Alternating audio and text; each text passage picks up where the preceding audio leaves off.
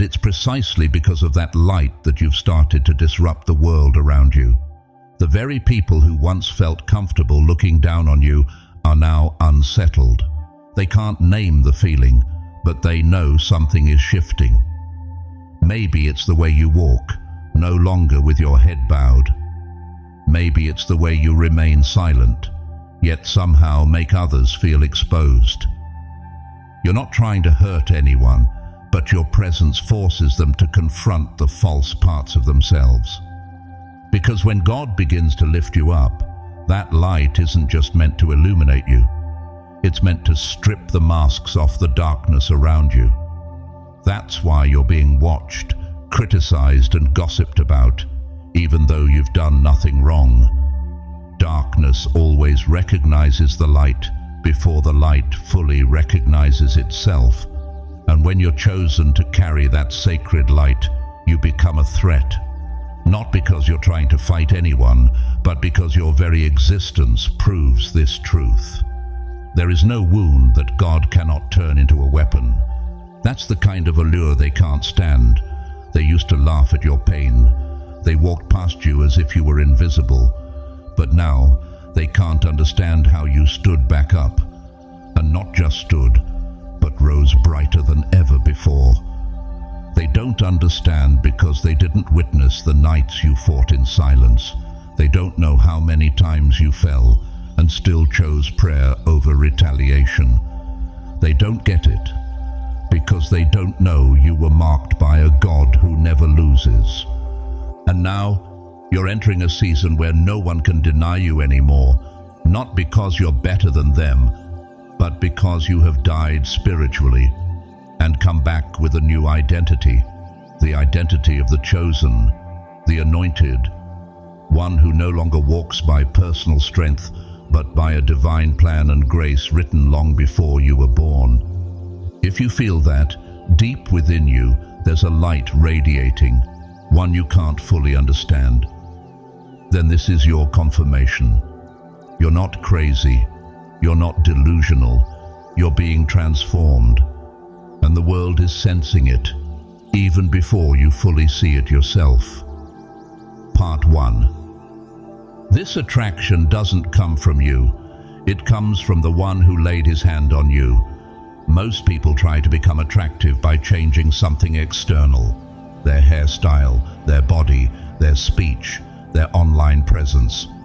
But for the chosen ones, true attractiveness doesn't come from those efforts.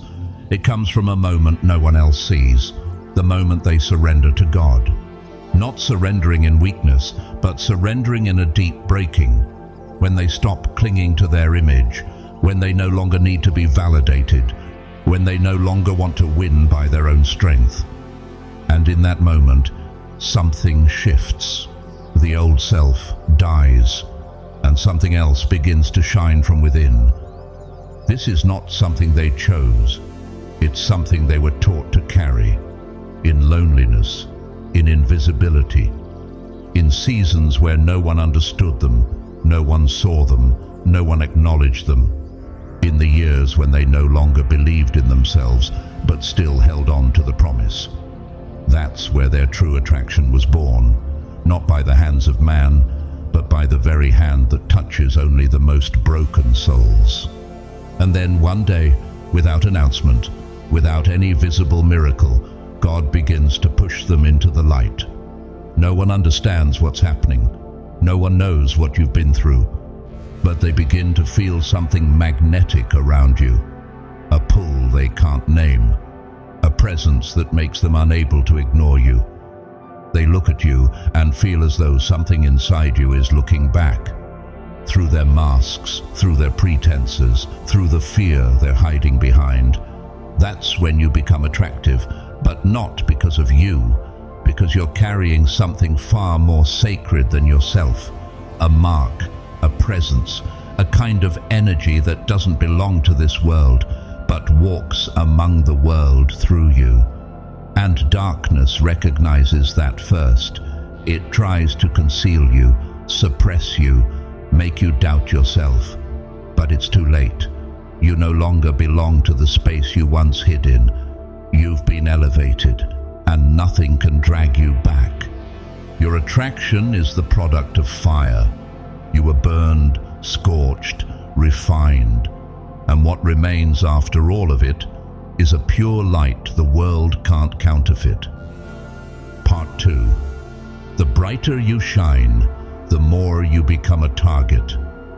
When God begins to make you shine, you might think things will get easier. You might believe people will love you more. But the truth is quite the opposite. Yes, there are admiring glances. Yes, some are drawn to the new energy radiating from you. But at the same time, certain spirits begin to tremble, and not in a good way, because your light doesn't just illuminate the path ahead of you, it shines directly into the dark places others are trying desperately to hide. And because of that, you start to face rejection, gossip, and misunderstanding, even though you've done nothing wrong. That's because your presence is no longer neutral. It carries a heavenly weight, and this world, so accustomed to lies and compromise, cannot stand a soul that walks in truth. People can accept talent, charisma, even fame, but they struggle to accept someone carrying light from heaven, because that kind of light forces them to confront themselves. And most people don't want to do that. They don't want to change. They don't want to awaken. So instead of seeking the reason why you're shining, they choose to deny you, to attack you, to silence you. You begin to notice strange looks, whispered conversations behind your back, attitudes that have shifted. Some people start to pull away, others try to drag you down. But what they don't realize is this: their reaction is proof that what's happening is real. The very attacks are confirmation that you're stepping into a new spiritual dimension, one where you're no longer ordinary. You've become a disruption to the system of darkness, a divine touch point of heaven on earth. And because of that, your presence unsettles every spirit that isn't clean. The beauty you carry isn't in your skin, it's in the life that's flowing through you. A kind of beauty that makes them weep from the depth of it, and makes your enemies tremble because they feel threatened. Don't be surprised when you're avoided, pushed aside, or increasingly misunderstood. That isn't a sign that you're doing something wrong. It's a sign that you're getting closer to full manifestation. And those negative reactions, they are the strongest confirmation that the light you carry is real, and that it's doing what darkness hates most, exposing the truth. Part 3. They can imitate you, but they can never replicate the anointing on you. When someone has truly been transformed by God, what they radiate no longer belongs to this world. It's a presence, not something you can learn, not something you can practice, and definitely not something you can borrow. And when you begin to walk with that presence, people start to notice. They'll say, "There's something magnetic about you, something different, something powerful." But instead of seeking to understand the deeper source behind it, most will take the easier route. They'll try to copy you. They'll start dressing like you, speaking like you, posting like you. They'll repeat the things you've said, mimic the way you carry yourself, even quote your words as if they were their own. But the more they imitate you, the more they fall short. Because they don't understand that what makes you stand out doesn't come from your surface. It comes from the inner battles you've survived. They didn't see the nights you wept in prayer. They didn't walk with you through the betrayals you endured without hardening your heart. They didn't witness the seasons you were silent before injustice just to preserve the presence of God in your life. They can't recreate that light because they've never gone through the fire correctly. They haven't been crushed in solitude and risen again in raw, unshakable faith.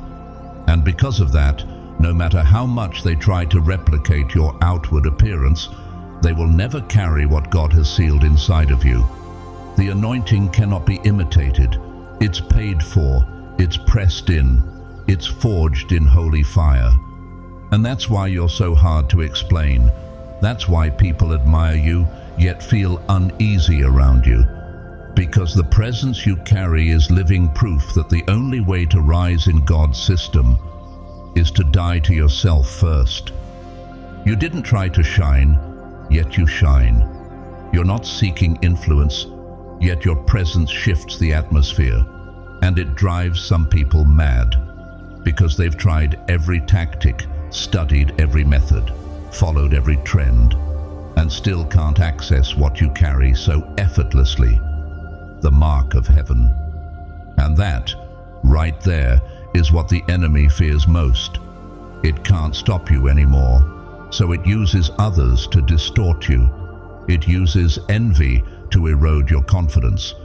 It raises up cheap imitations to make you question your worth. But you need to remember this. No one can replace a light that was forged in fire, and you don't need to prove anything. Just keep walking, because real light always exposes every counterfeit in time. Part 4. Your attraction is a divine announcement. The mission is about to begin. Don't mistake the light you're carrying as the final destination. It's not a reward for surviving the pain. It's not a happy ending after years of endurance. On the contrary, it's the first sign that a new phase is unfolding. A phase that is deeper, more dangerous, but far more glorious. When God begins to make you irresistibly radiant, He's not giving you fame. He's calling you out of hiding for divine visibility. And when someone is made visible by heaven, they no longer belong to themselves. The beauty you're radiating now, the kind no one can explain, is how heaven marks you in front of the world. It makes people look, pause, listen, not to admire you, but to hear the message you carry.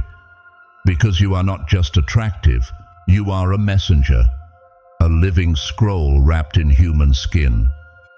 And the light shining through you isn't just beauty. It's a signal that the message is ready to be released. When God brings someone into the light, they don't just become noticeable, they become a trumpet in the midst of a sleeping generation. And that trumpet sound somehow awakens spirits that have been spiritually dead for years. They see you, they don't know why, but something inside them begins to shift.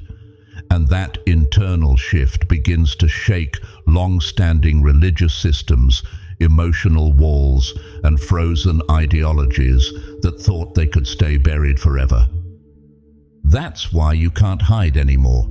You're no longer allowed to shrink to make others feel comfortable. You're no longer permitted to dim your light for fear of being misunderstood. This radiance you carry is no longer just about you. It's a divine summons, a heavenly mandate calling you to step forward, take your place, and be seen for who you truly are, the chosen one, the anointed one, the one no longer walking by human effort, but by divine strategy written into your very DNA. No one can deny what's happening now, not even those who once tried to bury you. They must now witness you rise, not with arrogance, but with the authority of one who was forged in silence. And with every step you take, the spiritual atmosphere shifts. With every word you speak, dormant souls begin to awaken. With every decision you make, heaven's plan inches closer to completion. This is the moment where hiding is no longer possible, where delay is no longer acceptable, where excuses no longer hold power. The light is here. The command has gone forth, and your visibility is not about gaining attention, it's about igniting transformation, because the light in you was never meant to be hidden, it was meant to awaken a generation. Part 5. Darkness doesn't fear your light, it fears the fact that you cannot be extinguished. There's something the darkness knows all too well. It can never reach the root of a chosen one. It might try to make you doubt yourself. It might attack your reputation, twist your words, or isolate you emotionally. But no matter how hard it tries, it cannot kill the fire inside of you. And that is what terrifies it the most. Because you don't shine from strength, you shine from surrender. You shine because you've been broken. And it was in the cracks that the light of heaven began to pour out. No one can steal a light that was born in silence, in heartbreak, in unanswered prayers. That kind of light cannot be fabricated. It cannot be taught. It only comes from dying and being raised back up by the hand of God Himself. The darkness tried to bury you in silence, in slander, in betrayal. It used those closest to you to hurt you. But what it didn't understand is that you're not a delicate flower. You are a divine seed. And every handful of dirt it threw on you only pushed your roots deeper. Now you're not just shining, you're blazing. And that fire is disrupting everything around you. Because you don't need a microphone to speak power. You don't need a platform to be seen. Your mere presence changes the room. Just showing up shifts the atmosphere. And even when you say nothing, your silence convicts the spirit in others. You survived what should have destroyed you. You lost what others said was essential. And yet you're still here, praying, believing, rising. That alone makes you unstoppable. This is the greatest fear of darkness, not that you're shining, but that you can't be put out, and it knows that now.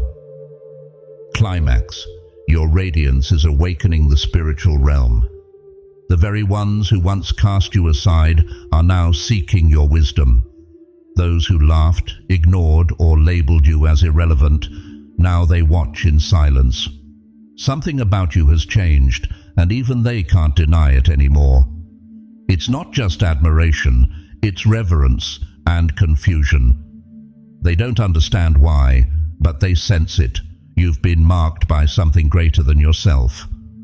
Opportunities are finding you. Connections you never asked for are opening up. Recognition from people of status and influence is flowing towards you. Not because you hustled for it, not because you played the game, but because heaven ordained it. These doors aren't opening because of clever networking. They're opening because divine timing has arrived. You can no longer hide.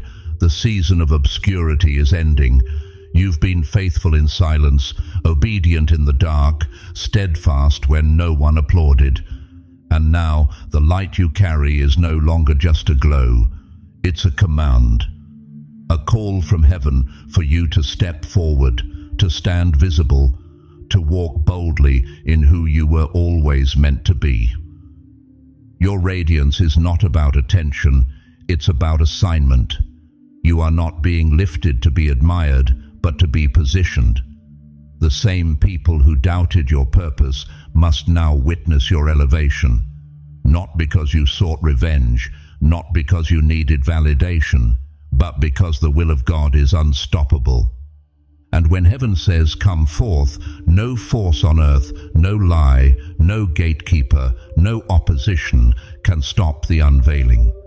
You were never meant to blend in. You were meant to interrupt the silence. You were meant to shift atmospheres. You were meant to awaken souls still asleep in compromise. And now that you're shining, you are stirring the unseen. Angels are aligning. Demons are retreating.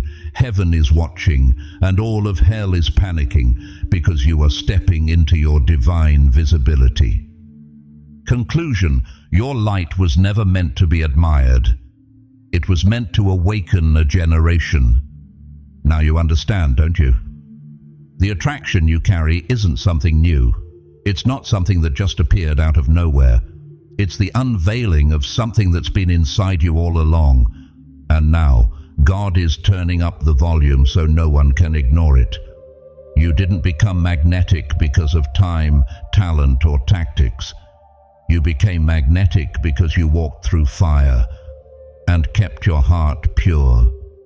You are living proof of this truth. Heaven never forgets the ones who remain faithful in the shadows. Not a single tear was wasted. Not a single prayer went unheard. Not one season of loneliness was without purpose. All of it, every moment of pain, pressure, and preparation, is now blossoming into a light that makes the invisible undeniable. But remember, this light was never about your comfort. It was never about attention. It was always about assignment. You have been lifted up not to be praised, but to become a beacon for a generation that's still wandering in darkness.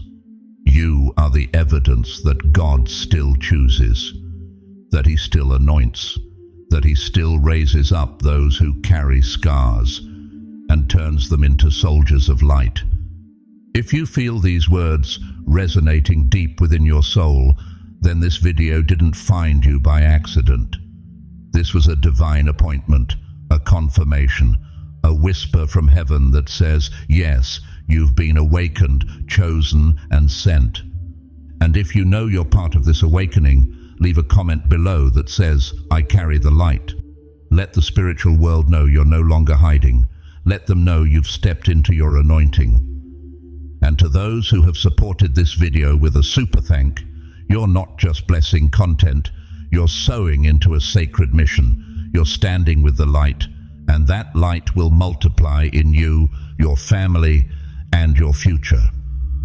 Now you know, the radiance within you is not ordinary. It's a sign that you have been awakened, appointed, and commissioned.